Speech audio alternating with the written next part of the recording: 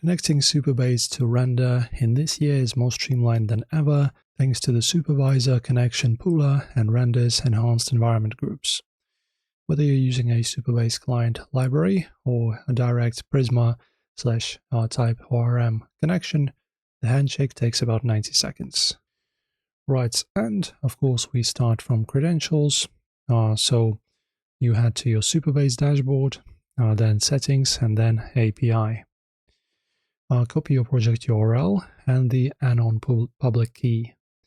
Now you go to the database tab. In this year, we have two ports, 5432 for direct sessions and 6543 for the transaction pooler. And also the pro tip, for Render, always use the pooled URL, which is the 6543 port. It handles serverless scaling and redeploys much better than direct connection.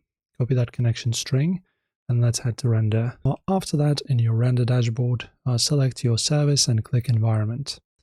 Then you just add Supabase URL and anon key. Add your database URL using pooled string we just copied. And the secret, if you're seeing connection timeouts, go to your Render Outbound tab, grab IP range, and add it to your Supabase network allow list.